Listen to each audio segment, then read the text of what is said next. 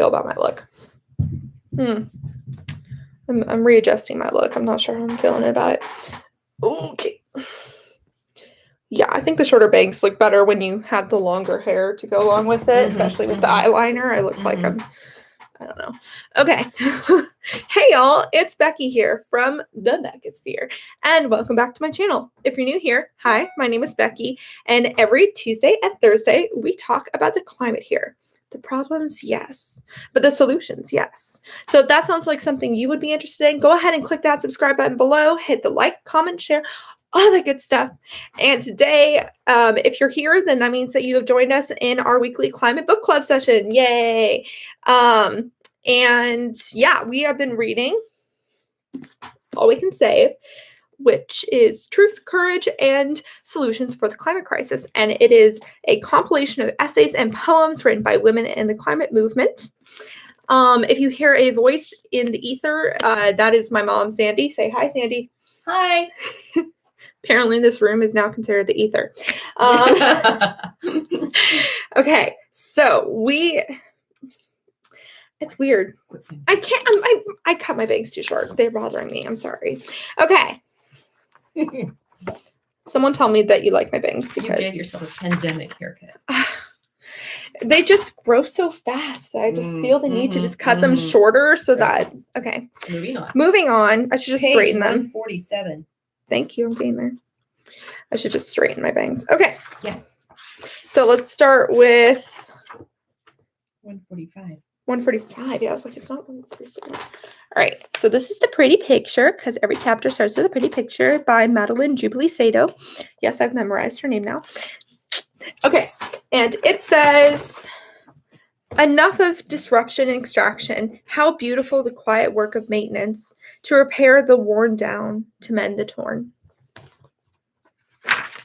And now the first is called Heaven or High Water by Sarah Miller.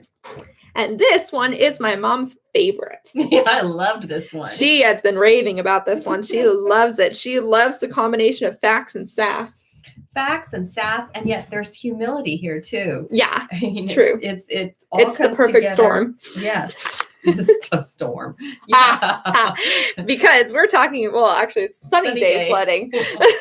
So yeah, so that's what the Sarah talks about, and this is basically from the context of sunny day flooding, specifically in Miami, Florida, but it also is a regular occurrence in Norfolk, Virginia, and Charleston, South Carolina, and basically sunny day flooding is where basically the road starts flooding even when it's sunny outside, and that is due to sea level rise.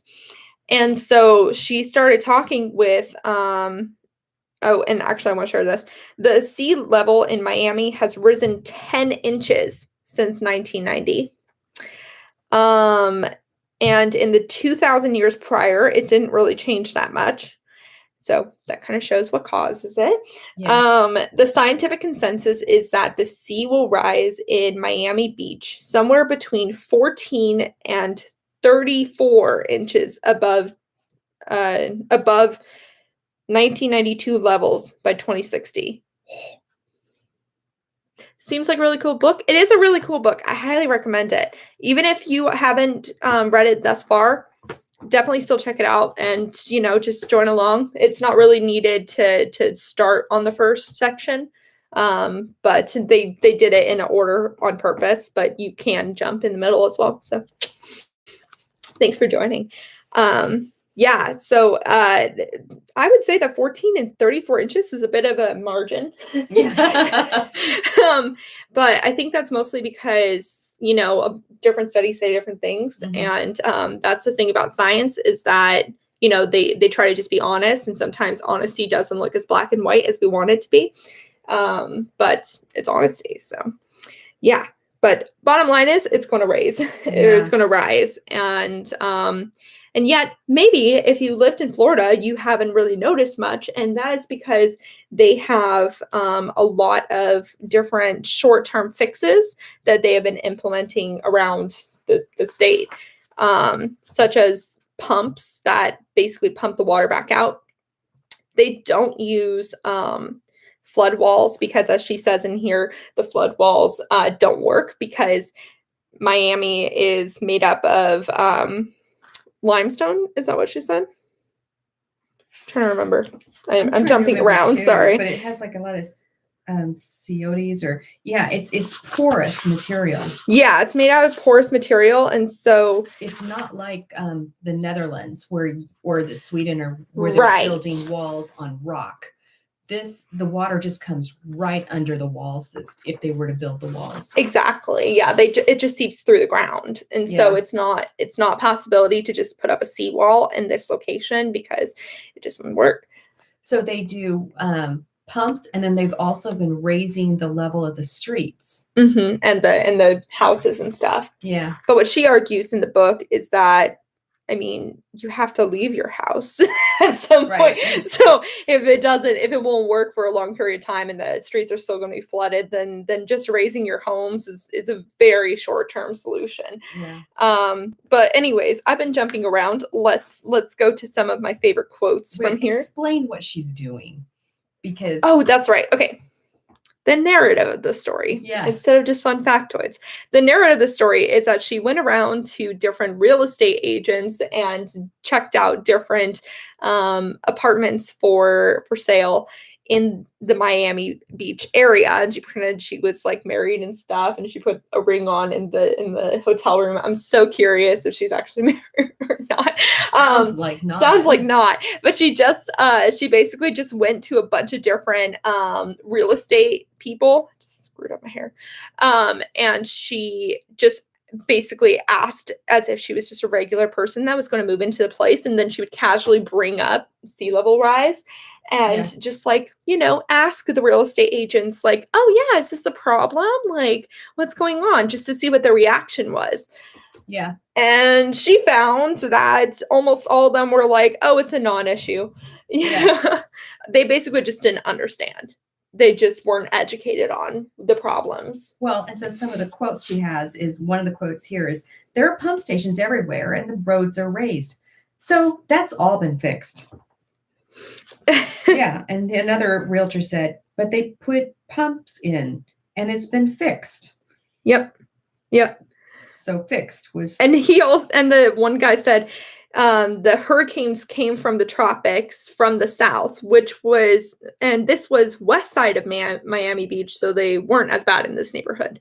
Mm-hmm. And she was like, wow, that's completely incorrect. But she would just say it in her head. She wouldn't give in anything, but she would just be like, really? Wow, that's fascinating. And in her head, she would be like, that's such shit. That's not true at all. Well, and then she would double check herself. And she would ask us experts, professors like the one at UC Berkeley, about coastal communities and she told her like the agent's theories about weaker hurricanes on the west side of Miami.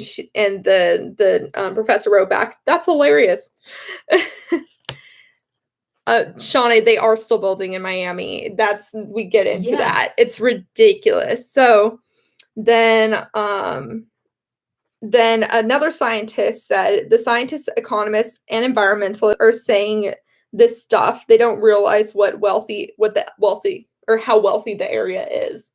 So he thinks that it can just keep getting like adapting reactively, instead of proactively, just reactive adapting. She says there are just too many millionaires and billionaires here for disaster on a great scale to be allowed to take place. Yeah. Rich people. So it's fascinating. I mean, it is.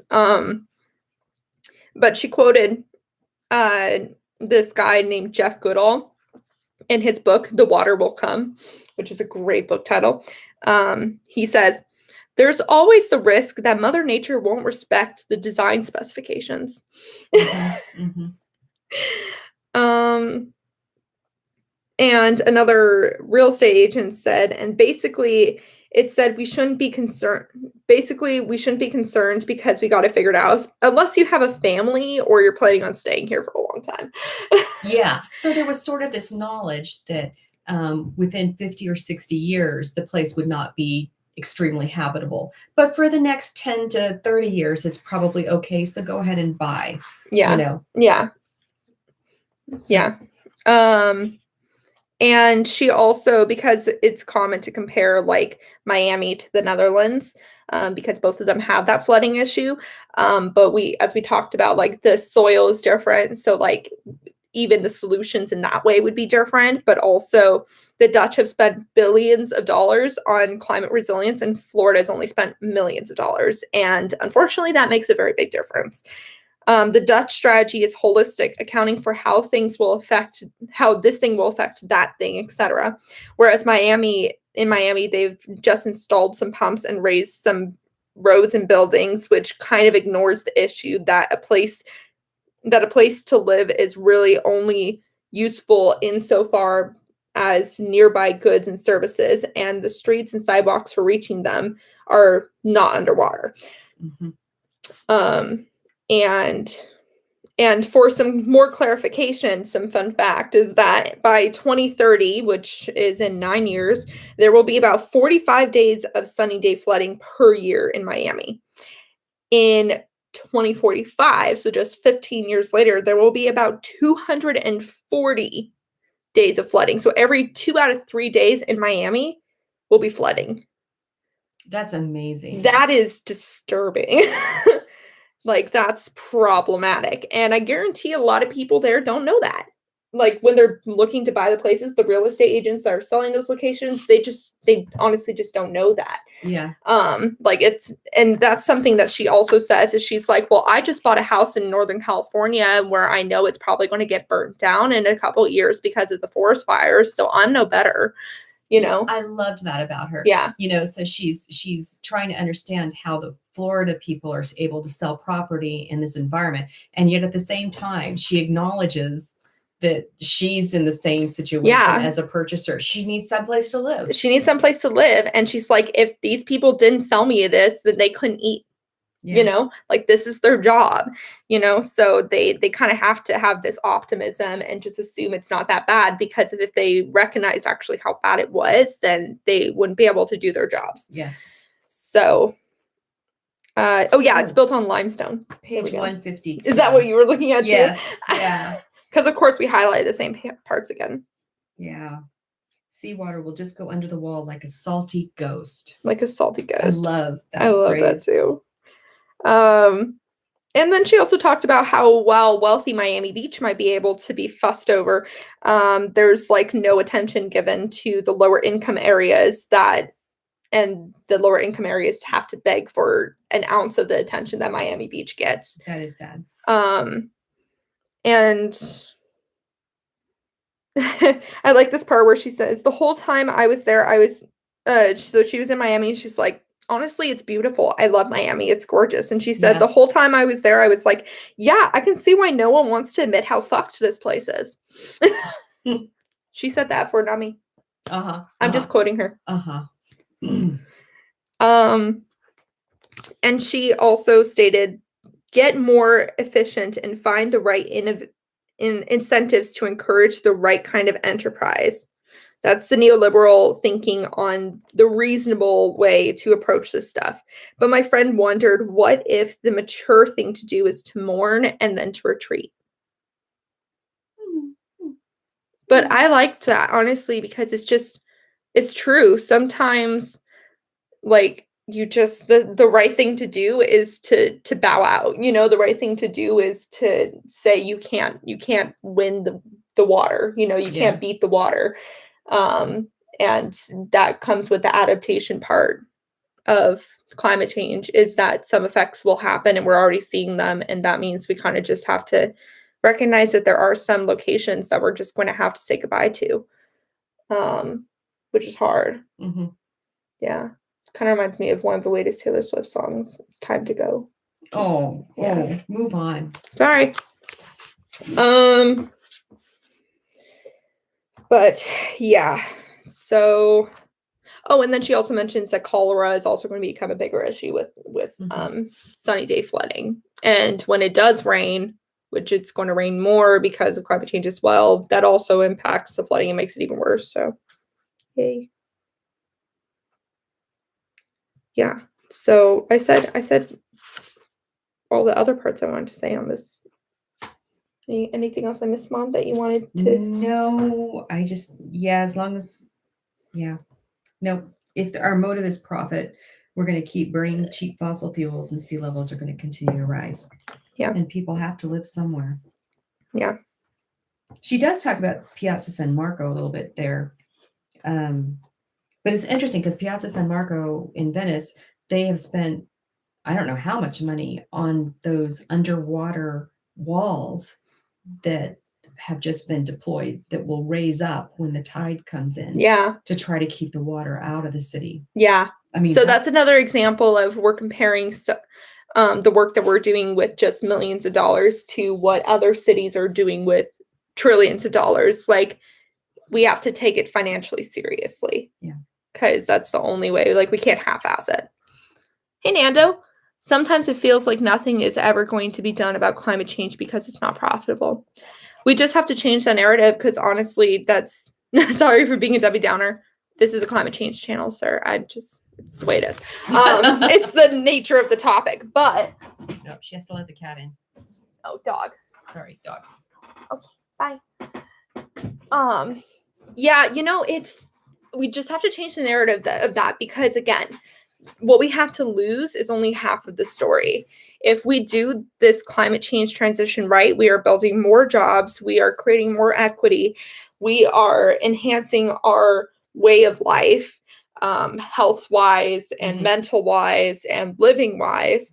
We are improving education. That's why the Green New Deal was so overhauled. And while people might think that it was really separating from the initial image of climate change, it recognized that all these things that we are having problems with, the inequity growth in our country, the education struggle of our country, the economic struggle and the need for satiating GDP, the the overall environmental biodiversity collapse among climate change, those are all integrated within the same issue. And so that's why it's more than just really, Mona, it's more than just it's more than just a lot that has to be done. It's also hi from the UK. That's so cool. It's also stuff that we have that we can imagine that is going to be so much better about our lives. Like, if we do this right, it can be the next, like 1920s or whatever, like the era of like happiness. Yes. Yeah, my mom's next to me. And some things we're going to not be able to do, and we're going to have to mourn those and go on. But there's probably a lot we can do. Yeah, there's a ton that we can do. And it's just like there's a lot of consensus. There's a lot more consensus among the general public on what needs to be done, and there's a lot of agreement on a lot of the pieces, like redoing our infrastructure, for example.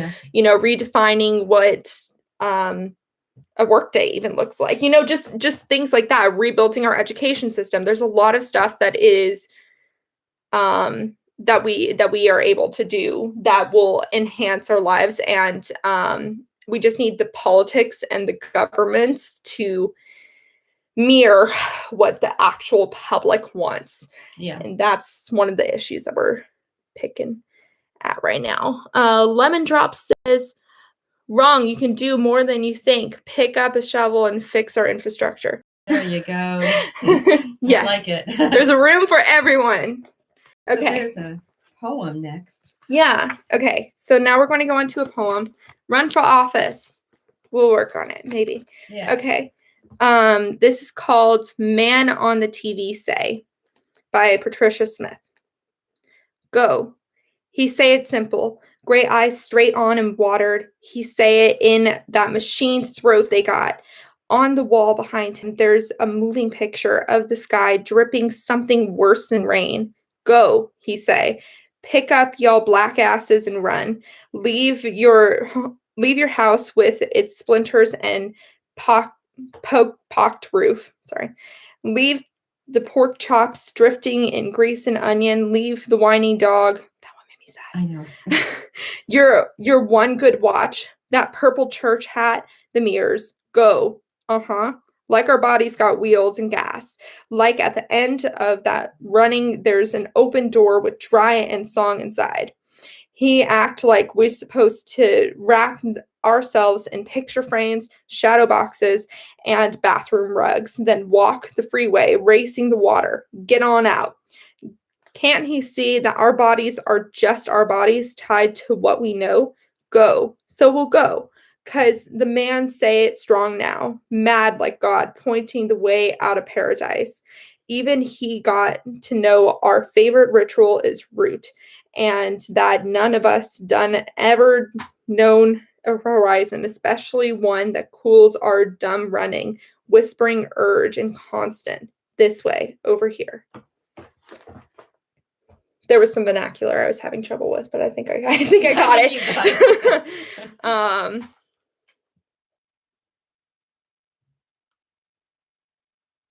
Okay, Lemon Drop, can you leave the chat because you're inappropriate? We don't support. Okay, bye. Made him go away. Oh. I didn't know you could do that. I didn't know I needed to do that until now. This was a first for me. Okay. And I am read like a tomato, to be fair, and that is because I'm dyslexic and reading it to people. And also... So that was interesting. Okay. So was that from the perspective of somebody during the Katrina? I feel like it was something to that effect. It was people who it was either Hurricane Katrina or it was Sandy or something like that was causing like the people on the TV were telling them to get out because the waters were rising. Yeah. And we needed to like give up your home. Like you need to go. You need to go. I mean, it could apply to so many things. Thank you, Rahul. He said I'm reading amazing. Yeah, it could apply to so many things, you know, because it happens in so many scenarios where the lower income, usually racial inequality causes people, and we'll talk about this in other cases in this chapter, but it causes the people that have to be displaced to be those that are also minorities. So, well, okay, go right into it because A Tale of Three Cities next. Yeah. It's amazing the percentage of people. Yeah. So this is by Janie K. Bavishi. And she starts out by talking about how she was in labor when what happened? She was in labor in New York City, and there were flood warnings in the area. Mm-hmm. And so that's how she started with just a little bit of an anecdote. And then afterwards, she talked about specifically New Orleans. So the three cities that she talks about are New Orleans, Honolulu, and New York. Mm-hmm. New York City. And so first of all, with New Orleans, probably is what's equated to in this poem because they do a really good job like structuring this book. Mm-hmm. But New Orleans, whose city?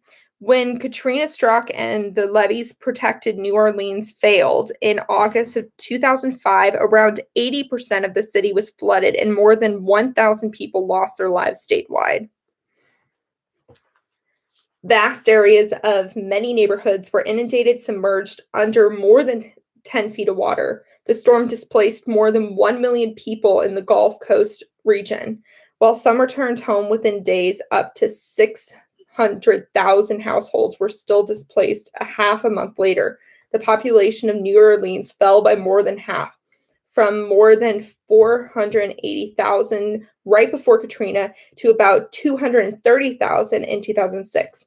In 2018, there were 92,245 fewer African Americans living in New Orleans than before Katrina, compared with 8,631 fewer whites. That's some disparity right there. Yeah, that's amazing. Yeah, so I had to read the whole paragraph. Hi, Chuck. Chuck's back. yeah, so that's just an extreme example of severe like disproportionality.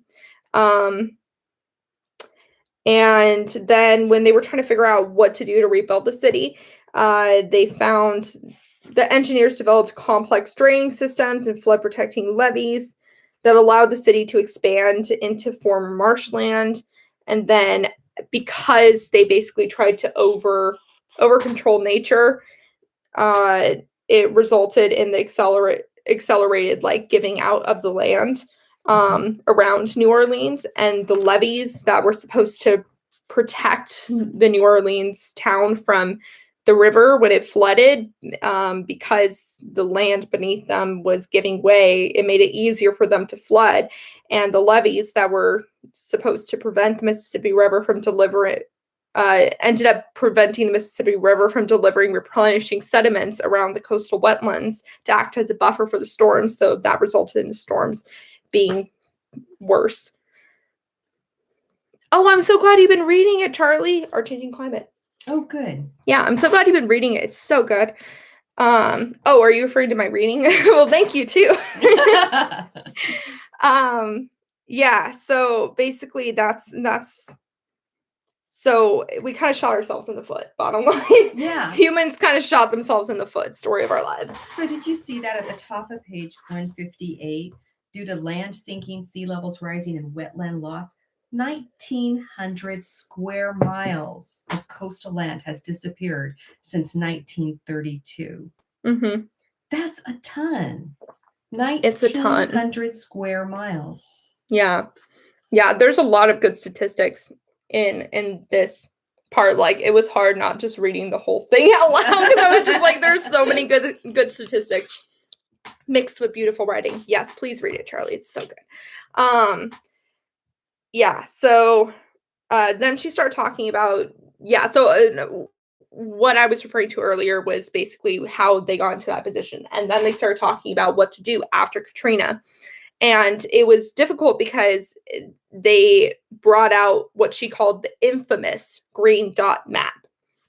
And that was basically the green dots indicated that those spaces would be returned to wetlands or used as parks or open spaces. Well, the problem is that those green dots ended up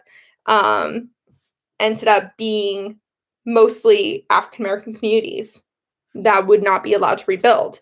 So then they had the option, either from a purely scientific stance, the best way to reduce the city's exposure to flooding was to abandon the entire neighborhoods based on the documented risk. From a purely social stance, people needed to return to their homes and communities and argued that adequate levees should be built to protect everyone. And as is common, the latter prevailed. They ended up rebuilding in those same locations despite being suggested by scientists not to, because it made more sense from an equity standpoint, because they didn't want to displace a bunch of families. So it's like a hard situation.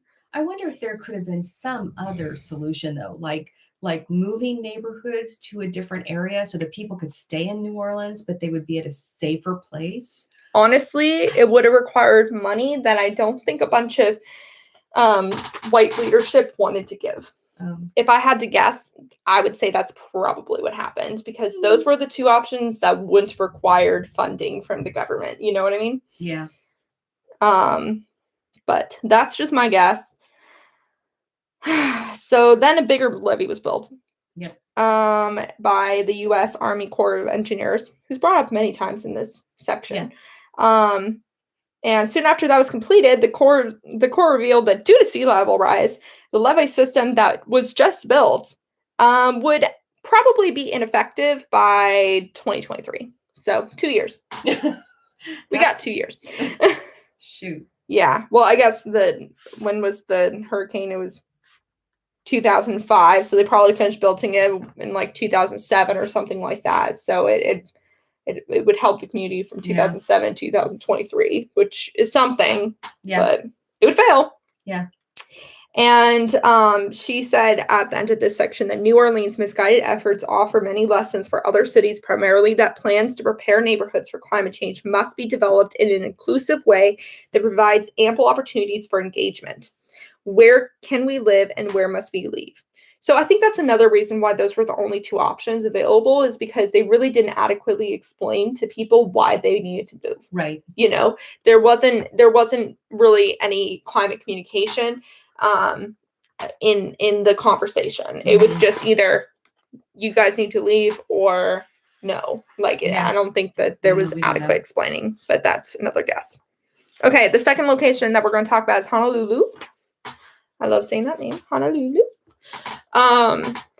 So Honolulu gets over 90% of its food from imports, which is important because if a disaster struck, like it almost did when our author was then living in Janie. When Janie was living in Honolulu, she basically lives around disasters. Well, actually, that's her job, so. Actually, that is her job. That's her job. So she's kind of she's like an extended version of a storm chaser. Yeah. So she was living in Honolulu and 2 hurricanes almost hit. Yeah. Good.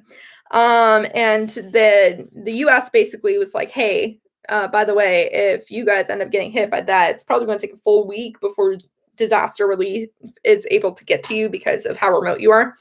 Puerto Rico wishes it was only a week. Oh, jeez. Sorry, but that was literally the first thing that came to my mind. I was like, only a week? Wow. But anyways, and luckily the island did not get hit by those hurricanes, so they were safe.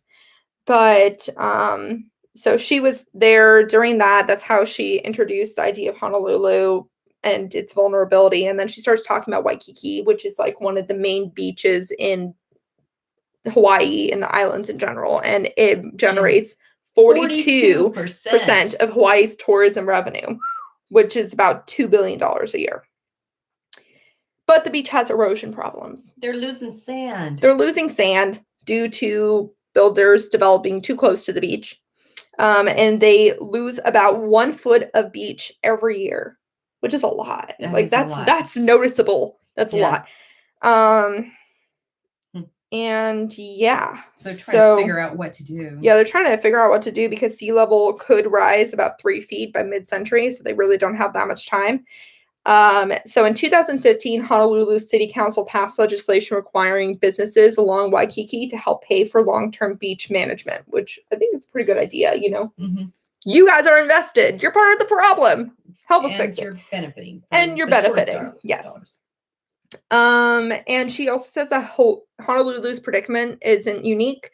While cities need to focus on financing, designing, and implementing near-term adaptation strategies, many of these important efforts simply cannot address long-term threats. And yeah, that's basically the gist for this whole section, is that we need to be preemptive about it. We can't just be reactive about our adaptation strategy. And because right now we're only buying time. Adaptation is a process, not an outcome. So that's another thing too, is that it's not just a one and done. It will need to continuously be changed. And that's something that just needs to be recognized and fun and like budgeted for. And it's not right now. So now we go on to New York City. So New York City has 520 miles of coastline, which is more than Miami, Boston, Los Angeles, and San Francisco combined, which I did not know. No, that's a lot. And 400,000 residents live on its floodplains. And then in 2012, my mom, Hurricane Sandy. I thought it was storms. Yeah, Superstorm Sandy. I think you changed into hurricane. You became angrier. My mom's name's Sandy, if you guys don't know. So Hurricane Sandy came. Sorry, that's not funny. In 2012, Hurricane Sandy came and took the lives of 44 New Yorkers, causing $19 billion of damage, flooded nearly 90,000 buildings. And particularly, as we have learned, in the racially diverse side, which is Lower East Side, 94% of residents lost power. and their homes and subways were flooded, and grocery stores and pharmacies and other businesses were closed for days, which now doesn't seem very long for businesses to close. During the pandemic. It used to be a long time. But they found that community-based groups were the first responders, and the fact that a lot of community-based groups were able to help really helped the overall situation. And they even developed the East Side Coastal Resiliency Project to help community engagement shape the whole effort of building back. So that's really a model for moving forward, because they got so much feedback that they were able to create a park space that basically helps protect the island or the coastline, and yet gives people a place to go, a park as well. So it was done well with social input from people. Yeah. So honestly, the 3 city stories, New Orleans is an example of what not to do, honestly. Yeah. Which is... It was probably one of our first, right? Because that was, 2005 or something, right? Yeah. But it's basically like, you shouldn't just go back to the way things were and expect nothing to change. Yeah. Right? Honolulu was reactive adaptation. We're thank you for my Beccasphere cup. Or you didn't give it to me, but thank you for complimenting my Beccasphere cup. Yeah, so basically, Honolulu is an example of reactive adaptation. They're not really being preemptive about it, though, to be fair, it's a very difficult issue, because if they do one option, then that ruins all the surfing possibilities. So that kills the tourism in one way. And if they do another option, then that kills the beach. So either way, the tourism is dead if they do much. So that one's tough. And then New York is kind of an example of proactive. Taking a bad situation, but then... and flipping it on its head and turning it into a positive impact. And that's really where we want to go. So excellent. Yes, they were good 3 stories. Yeah. Should I move on to the next one? Yeah. Okay. I explained that. Okay. Oh, and then her daughter was born. Sorry. She started with it with her being in labor, and she ended it in little italic paragraph at the end of her daughter being born, and how we prepare for climate change will shape whether she'll be able to live in the same coastal cities I have. Yeah, which I thought was really well written. Okay, now there is a quote from R.O. Kwon. Don't know who that is. I need to look these people up. Yes. Okay. I want to live on a planet that can hold us. I believe we can all still help us do so. If nothing else, why not try? Why not hope and act as if? This is our one wild lone home. What other choice do we have? Yes. All right, the next one's called Building Designed for Life. And this one makes me extra excited, and I'm definitely going to do a video on chia pet houses. Chia pet houses.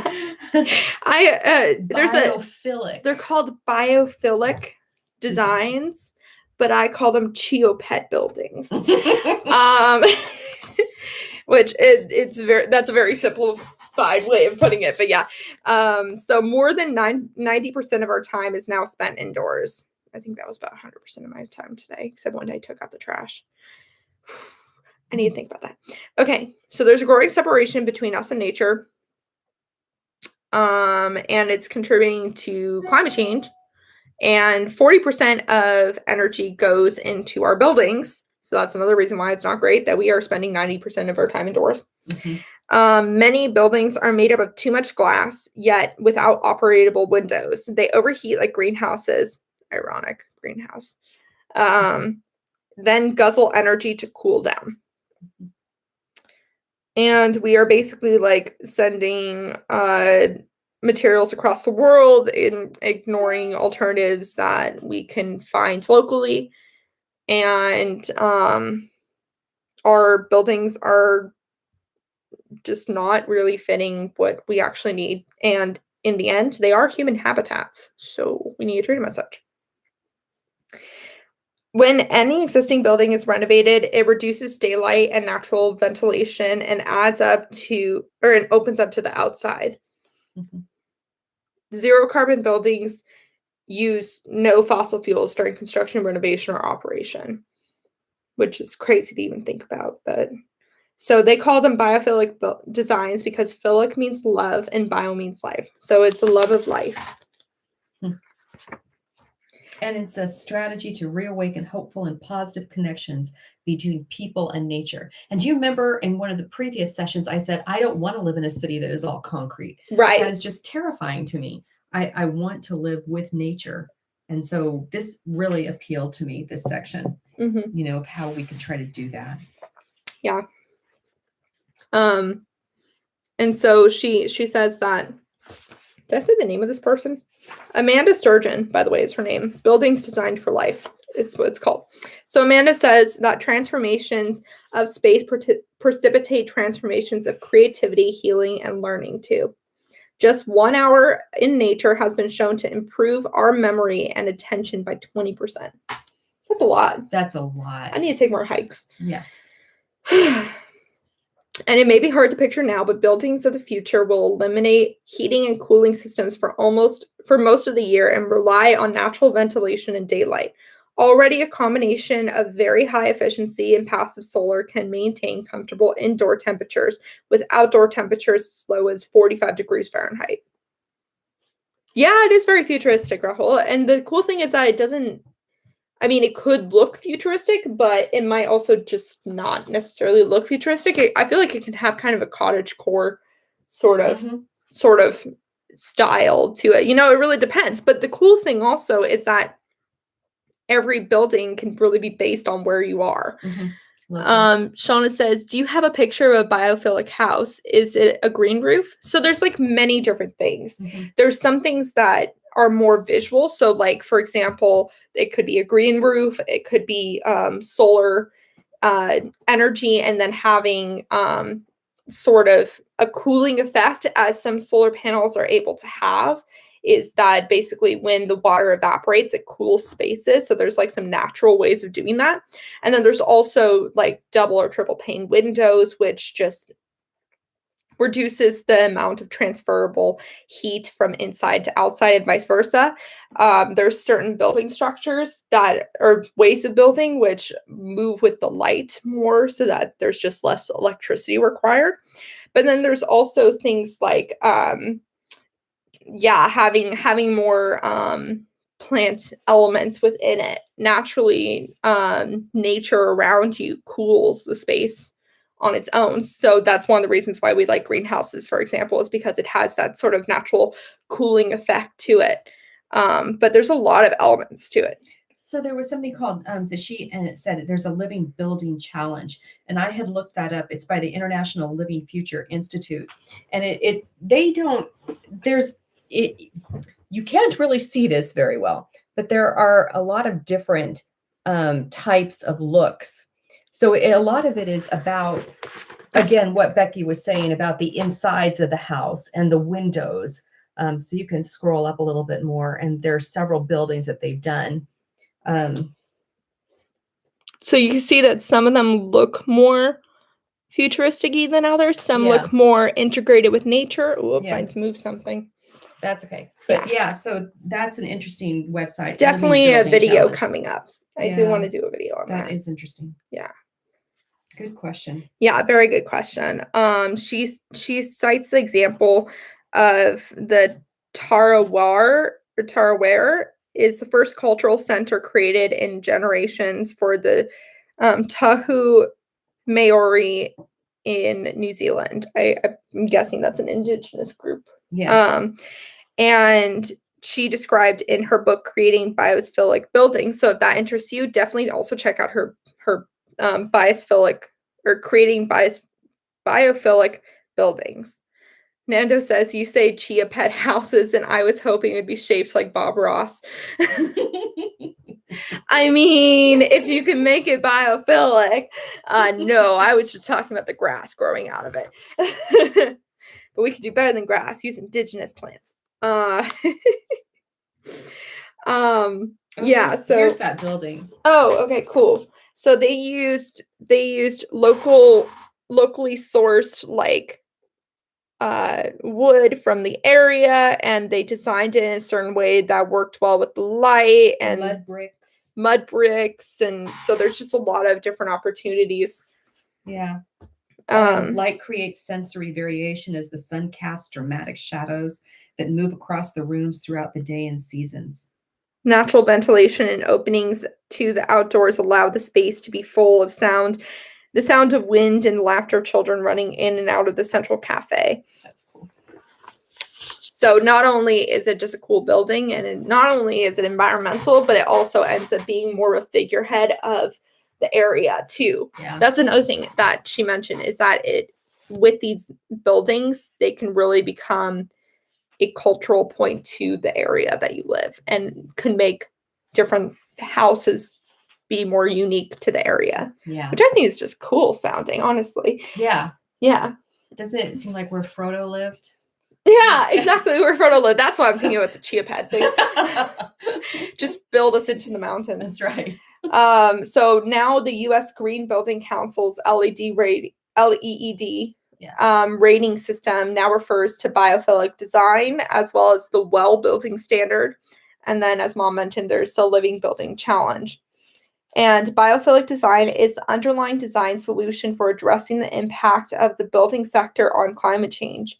Indoor spaces will make us feel as vibrant and healthy as we do when we're immersed in nature outdoors, which would be an amazing feeling. Yes. If I could just hang out on my laptop and feel like I'm in nature. Yeah. I also think that maybe a kid should get a plant every day of their birthday. Just like the present should be a plant, and that teaches them to take care of the plant. And then every year they get a new plant. And that grows their little garden. Oh, okay. That's my thought. I was thinking of kind of like The Giver, how I'm not saying we should design our city after the Giver or anything, because that's a screwed up society. But every year the kids got a particular gift depending on the year that they were born. I need to reread that book because it keeps coming to my mind.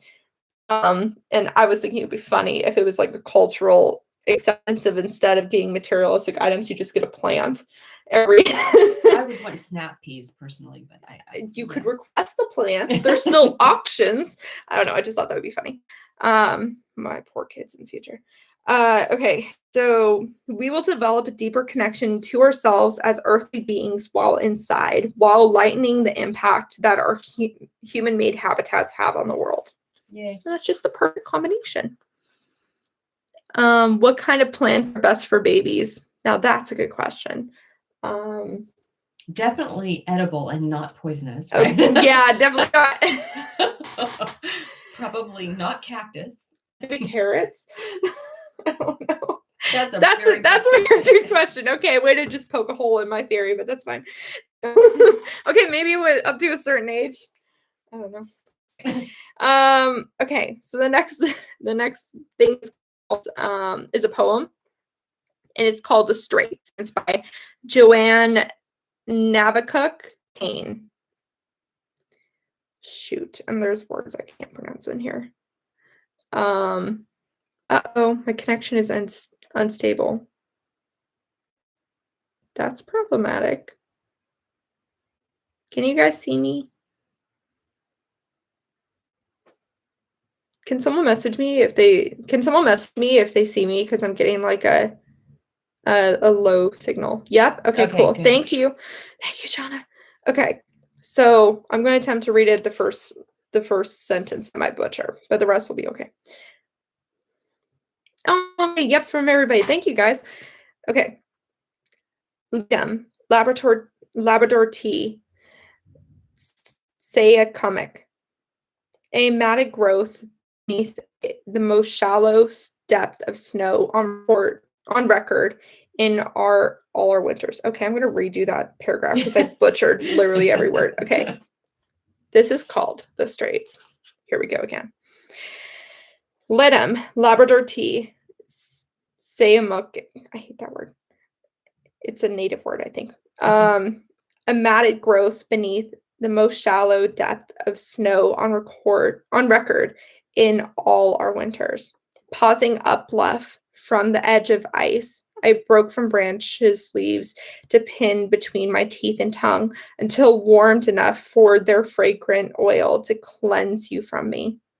Somewhere in a bank of fog, beyond the visible end of open water, alleged hills were wind-feathered, drainages venomous.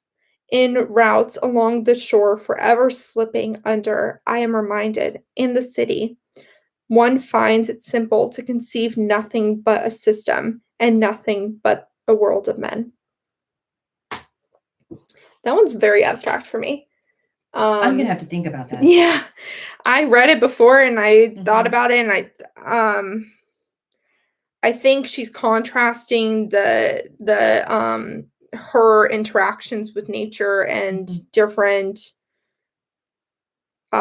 just like unique bits of nature to the drainages Venus.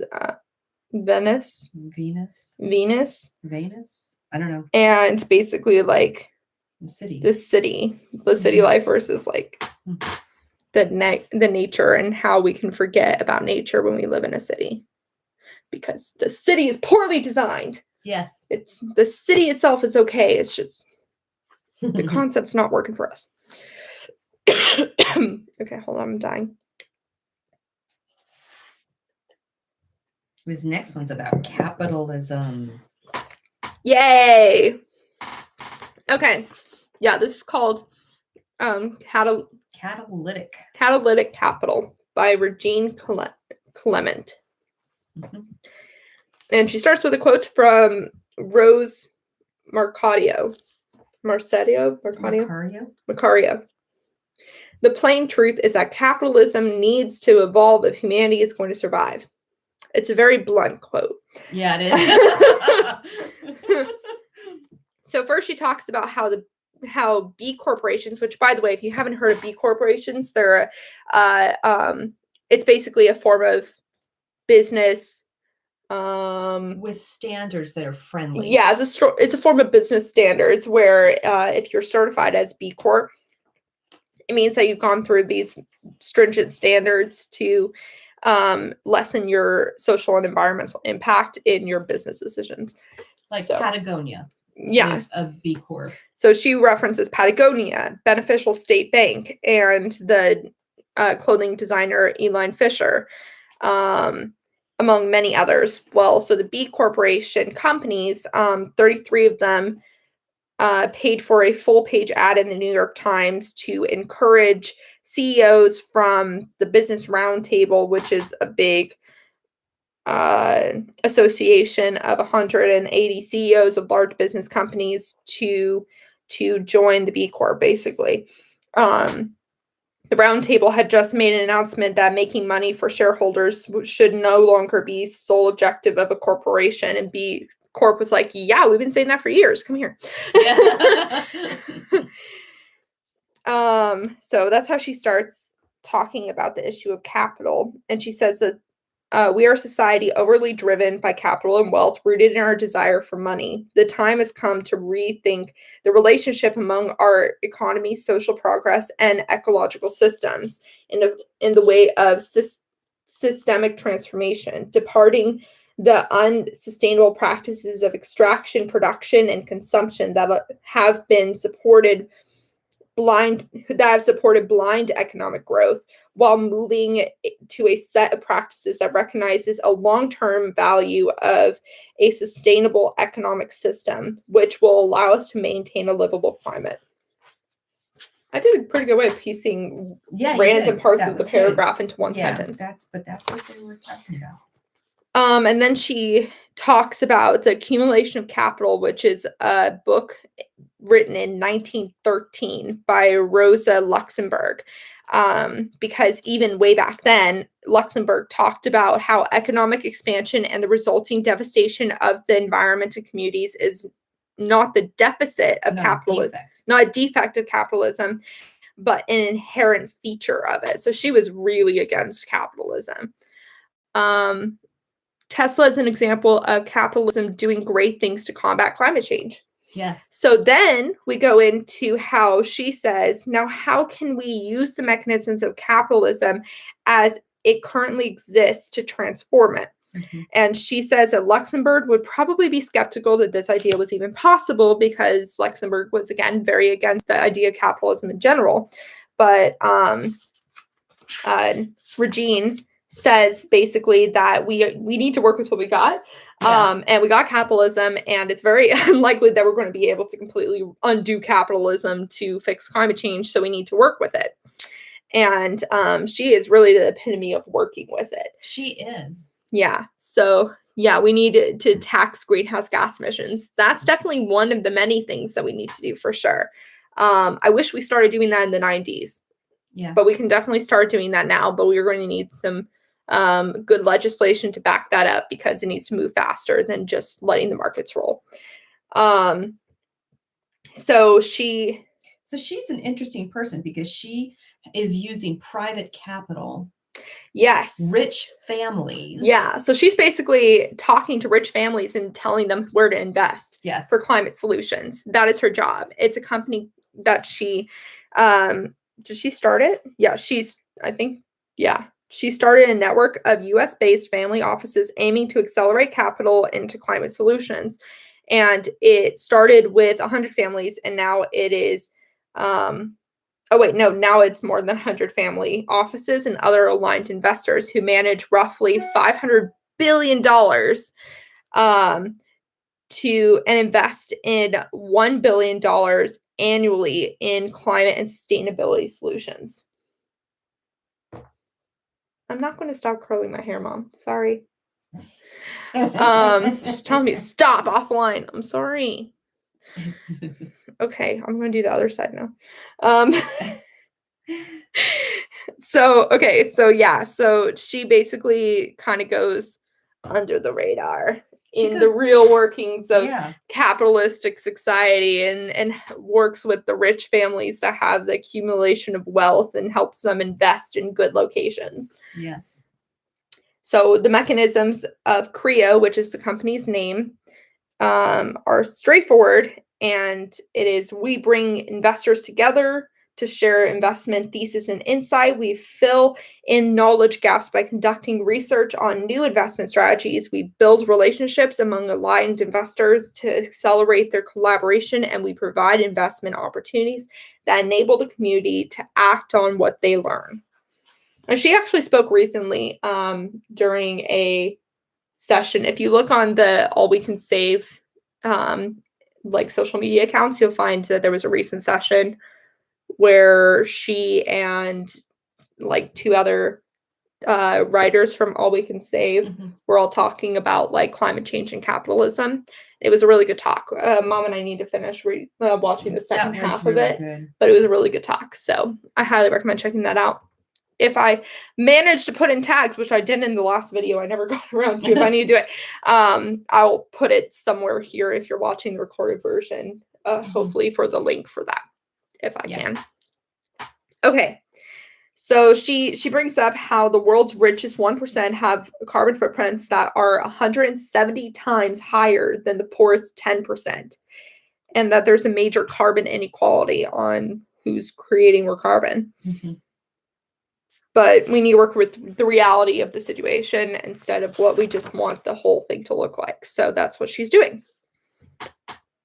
And we cannot limit solutions to single technologies, companies, funds, or business models that correct our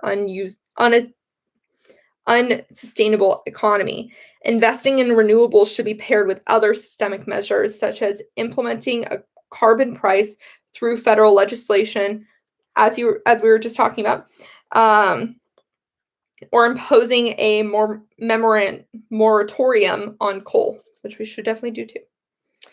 The failure of the market economy to price so-called externalities, such as the positive impacts of natural ecosystems and negative impacts of greenhouse gases, is problematic. We need to stop seeing them as externalities. They are very much part of the overall system.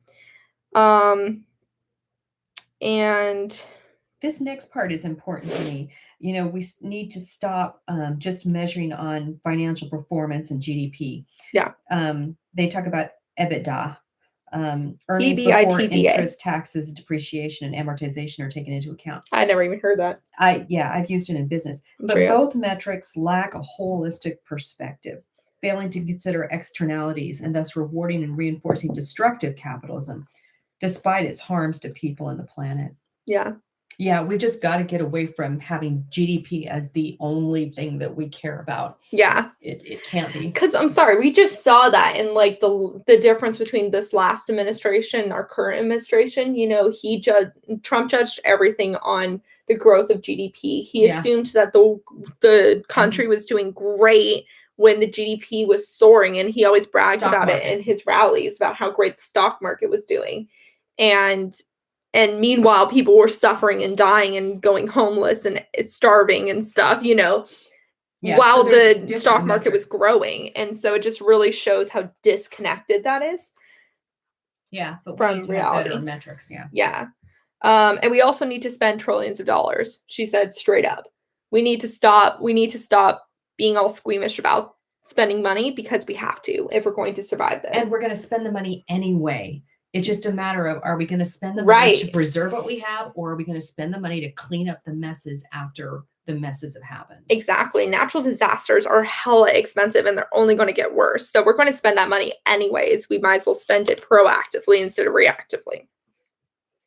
The financial industry as a whole is ill-prepared to apply a robust climate lens to financial decisions, and has fast-growing needs for good data, investing frameworks, and competition building.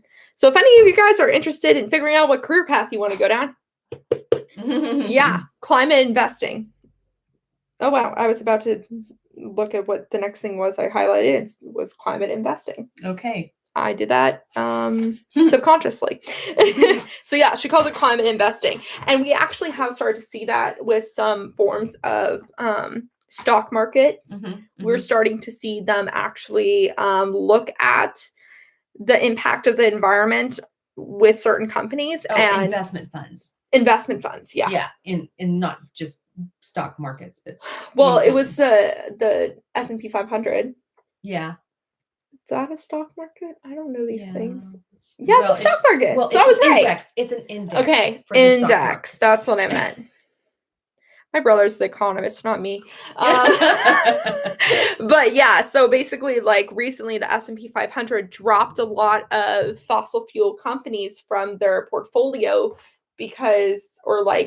downgraded them to lower portfolios. Okay. Something like that, because they were putting into account the environmental impact of the product. Yeah. A lot of banks are starting to do that, and other investment funds. Yeah. So that was that chapter. Okay, one more quote and the last article. Deep breath, everyone. We're past an hour. Jeez, I talk a lot. It's a lot to read. Okay, so quote from Aaron Meason. We need business goals that are bigger than doing less harm or emitting less carbon. The goal has to be what the planet needs, a climate fit for life. And we need optimism and courage to get there, maybe more than we need science or data. Compelling. It's true. Yeah. Yeah, again, we need to think about it instead of the deficits and what we're losing. We need to think about what we could be gaining. We need to think about it as a positive transformation. And then people are going to be more interested. Yeah. I was thinking, by the way, from reading this last section, that I want to send this to every mayor. Every mayor needs to read this book. Oh, the book. The book. The whole book. The whole book. Wow. Every mayor needs to read this book. If there's not someone in the White House reading this book, I'm going to be very disappointed. Like, I swear to goodness, I don't think the White House reads enough. They're talking too much. They need to read. especially the more recent stuff that has come out, like the thing from Bill Gates, our Climate Courage book that we recently read, this book, like if they just read this and then structured how they're running the government around it, like the difference it would make. So we need to send this to Buttigieg for the Department of Transportation. Yes, and then who's in charge of infrastructure? I can't remember. And buildings and stuff. Yeah, right? And then Deb Haaland for Department of Interior. Mm-hmm. And we need to I'm going to send this to the mayor of Carmel. Oh, good idea. I'm going to send it literally to the governor of California, if I can. Like, I want to send it to people because I think more people in leadership need to read this. And maybe it won't get to people in the White House or Congress, but let's start with our communities. That is a goal for everybody. If everybody could buy this book and send it to your favorite politician, or send it to your mayor or governor, that would be a good goal. Yeah, like literally, even the last one, Climate Courage. Climate Courage is a great one too. It talked a lot about local impacts, or local efforts, and I'm sure Bill Gates' book is going to be great too. Yeah. So like, and these books are getting so much press, and like, this was a #1 selling book in one rating account. I can't remember which one, but like it was a top selling book. It was a #1 rated book for environmental. But does that mean that people in charge are reading it? I don't know. Are they paying attention? If not, they need to be paying attention. They need to read this and have it by their bedside table. Yeah. And that way we can all get on the same page. Well, thank heavens we're reading it in the book club, because it does force me to read it. And every time I read it, I'm so happy. I'm so glad too. Like seriously, I've said this before, if I don't have the book club, then I wouldn't be reading. I see you too, Chuck. Yeah.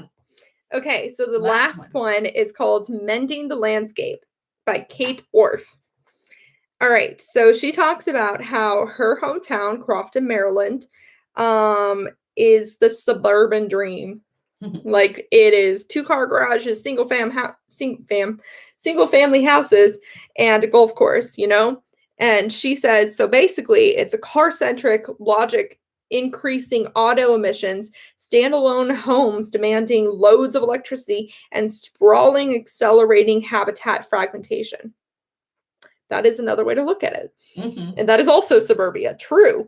And that, we have basically, again, been the bitch of fossil fuel industries by doing the suburban sprawl, because it requires a lot of driving and managing the house and all that kind of stuff. And it's just very energy intensive. So that's another thing, is that we talk a lot, and I've talked in this channel a lot about different forms of energy generation. But honestly, we need to just decrease the amount of energy we require in the way of doing things. We need to do things smarter. And if we have good homes that would help us do that. Exactly. That would help. And public transportation, instead of everybody having to individually take their cars everywhere, that would help, Or even electric vehicles. Yeah. So there's a lot of ways to do it. It's just, we need to prioritize those areas as much as we prioritize windmills and solar, I think it's something that we don't think about as much. So she says habitat fragmentation and toxic pollutants create a biodiversity crisis. Sprawling development, which discourages community life, contributed to a social crisis. And exploding greenhouse gas emissions participated in the climate crisis. Yeah. So that is, again, an example of how everything's connected. Mm-hmm. The 3 interrelated crises will define the planning and design professions for the next century. And she is a architect and landscape architecture and design teacher, by the way. Kate. Okay. So she says that, she first explains Jamaica Bay and gives an example to how that area was originally a place where there was a lot of pollution, and we were not taking care of the environment around that area, and it was just getting worse. But with federal, state, and local action working together, sometimes due to lawsuits, then they changed the overall landscape, and it ended up going back to a much better landscape, more sustainable and better for everyone. So it was a good example of what can be done. And she says what she learned from that is that there are 4 main takeaways. Okay, go. Takeaway number 1. Yes. Speed round. Okay. Realize the invisible. Visualize. Yikes. Visualize the invisible. We can't see the excess of nitrogen in our bodies of water that concentrates to create vast hypoxic dead zones. If you want to know more about that, check out one of Shelby's most recent videos. Nor the clouds of carbon dioxide pumped into the air from our tailpipes, power plants, buildings, and industries. And she continues just with a bunch of other invisible bad things. But we can't love what we don't see. So she talks about the Petrochemical America, which is a book and traveling exhibit that she created with Richard Misrach, which talks about the invisible ecological disasters and fosters empathy for them. And she did that with Lower Mississippi through a series of maps, photographs, and drawings showing alongside profiles of actions for change and riverbed restoration. So she's trying to make visible the damage that is being done to the environment in that area of the Lower Mississippi, right? Yeah, they were maps, photographs, and drawings of oil extraction, environmental injustice, and sea level rise.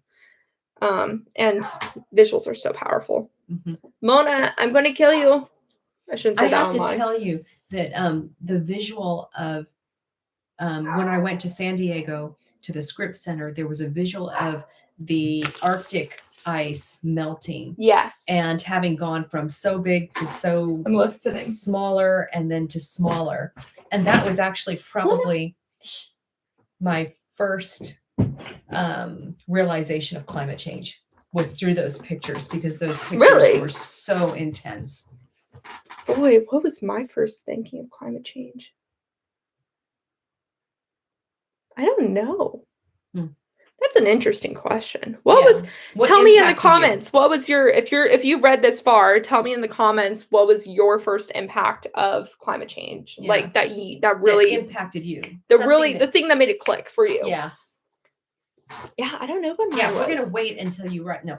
No. If it's in recording, or if you're still here, if you were one of the 4 people still here, thank you. Yeah, let me know in the discussion or the comments below what was your first time that made climate change click for you, and I will think about it and put it somewhere when I figure it out, because I have no idea what mine was. Yeah, no clue. Number 2, foster ecosystems as infrastructure. Thriving landscapes are the next generation climate infrastructure. Generous riverbanks, healthy reefs and mangroves, protective dunes, and living shorelines. Traditional beautified landscapes bear little resemblance to the biodiverse, food-producing, coast-protecting, and carbon-absorptive ecosystems we need. And too often, a reductive mindset keeps us focused on the technical solutions, overlooking natural ones. That is so true. It is so true. Imagine if your job description was, I'm going to be an ecosystem engineer. I'm going to be an ecosystem engineer. That's a cool name. Yeah. I'm going to bring more mangrove. Yeah. I'm just going to create a list of figurative jobs that can be created for the future, just to imagine. Okay. Conventional design and engineering can actually greenwash climate risks. We normalize and render safe the dynamic corridors of rivers. So we basically manicure everything. And we need to engage people around protective ecosystems. I think everybody should get a field trip to where their protective ecosystem is, because everybody has one. Yeah. Okay. And after Superstorm Sandy, now you're Superstorm. Yeah. Her design firm, so Kate, her design firm, is it Kate? Yes. Is called Scape, which and created a year-long process called Rebuild by Design. And one example was Living Breakwaters, where there was a oyster texture. It was a oyster seeded rocky protective structure that was built to help the coastline. So it's designed by nature. Like Yeah. it's inspired by nature instead of forcing nature to conform with our ideas. And that was along Staten Island. So that's interesting. Yeah. And then basically she says rebuild the environment context broadly for the entirety of human habitation as a global scale. Design and careful maintenance are needed to reconstruct coral reefs, diversify our farm fields, and reforest our uplands.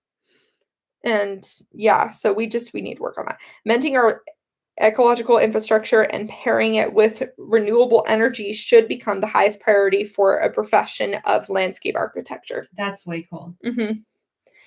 Okay, next one. Create a participatory process.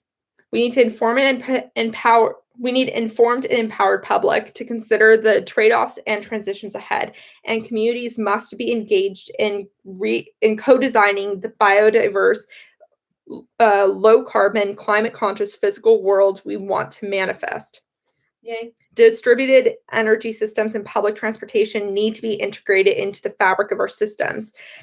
Our primary task is to design participatory, educative, and fun processes for community engagement. Our democratic trust is wearing thin. We need mechanisms for developing a generous dialogue among landscape architects and planners and communities, so change happens in a way that's equitable and just.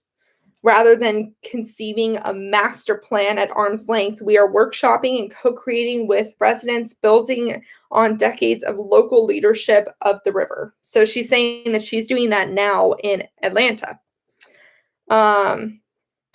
Yeah, correct the idea of nature as something that exists outside human agency. The earth is both a physical setting and a decision-making commons that must be cultivated. Mm-hmm. Okay, the last one. The only way to decrease global warming is not to use any fossil fuels from now. This is the only solution. I mean, that's a lot more complicated. That statement, stop using fossil fuels, is much more complicated than you think. But it's the right direction. It's the right direction. It's just, you can't just snap your fingers. And it's also just, we can do more than that. Why just that? Why stop there? Well, it's exciting. Yeah, it is exciting. There's the whole positive growth of solar energy and wind farms and all kinds of stuff. Yeah. It's way cool. Okay. So that's the right direction. Yeah, that is the right direction. Thank you. Scale it up. The ideal of scale is embedded in a living landscape. She talks about a Room for the River program, which basically just stops strangling the river. And then she also talks about national flood insurance programs, which provides funds to rebuild flood properties exactly as and where they are and where they. Yeah. So she talks about how this program basically funded people to build exactly where and how they were before. And she's saying that we need to change that. Instead, we need to sometimes accept that people can't live there anymore and create federal buyout policies to enable families to choose proactively to move. Research has shown that many people want to and feel proud to leave their land in buyout programs and are willing to give it back to Mother Nature. So it's not just like we're kicking them out to rebuild something else. We're kicking them out to give more space to nature. Mm-hmm. And research has found that people are actually receptive to that idea, which makes me think again that the whole maybe New Orleans situation, they might not have phrased it correctly, but also they probably didn't have a federal buyout policy either, That's where the federal policy might need to come in. Yeah. States might not have the money for that. Yeah. And yeah, so let's embrace a fresh vision for the interconnected and publicly owned American National Shoreway, which could be made possible by encouraging retreat, funding equitable relocation, and rebuilding protective shorelines as linear parks that maximize public access to the water's edge. She talks about reviving the nation's green-blue infrastructure. And I'm going to read the last thing, and then we are done. Thank you for those who have stuck around this long. My voice surely hasn't. Mending some things will also require tearing up and dismantling others. Equitably unbuilding places in harm's way. Depaving roadways. Blowing up dams. Ripping out concretized, didn't know that was a word. I didn't either. Stream channels, jackhammering asphalt roadways, and cutting down sterile seawalls that push risk downstream. Acts of design can tend to the rights of the channelized river, the clam of the muck, and the climate migrant to survive and thrive. So it's time to get our hands in the mud. And that, my friends, was the Reshaping chapter. So next chapter is called Persist. And here's the picture for it. And it says, what do we owe to the powerful who lied for decades? Uh-oh. If we can guess what that's about. Uh-oh. And if I look at the little thingy that is basically the description for each chapter, it is, so again, it's called Persist. Damn if this work isn't hard. Our task towering. The fire of activism on the front lines. In the belly, standing for justice, for health, for the sacred. We don't have to do this alone. So this sounds activist. As a matter of fact, the first section is called We Are Sunrise. I wonder what that's about. I don't know anything about that movement, so this is going to be good. Yeah. Ooh. So I hope you all found this interesting. Again, let me know when was the first time that climate change clicked for you in the comments below. I will let you know in the comments below when I figure it out myself. I'm going to have to do some deep thinking on that one because I was probably pretty young. Yeah. So I might not really remember it. Yeah, I don't know. But on Tuesday, we are going to talk about flooding because I have talked about wildfires and I have talked about hurricanes. But I think the Midwest needs some chatting with too. Mm-hmm. So we've got the West Coast, we've got the East Coast. Let's hit in the middle with flooding and, all that good stuff. So that's what I'm going to talk about on Tuesday. I promise I'm going to get the tattoo tour thing out early. I don't know why I haven't edited it, but I haven't yet.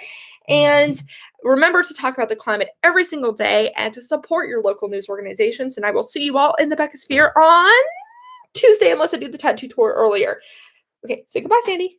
Bye. There's her hand. Bye, Sandy. And I don't know why I keep doing this. Okay, bye.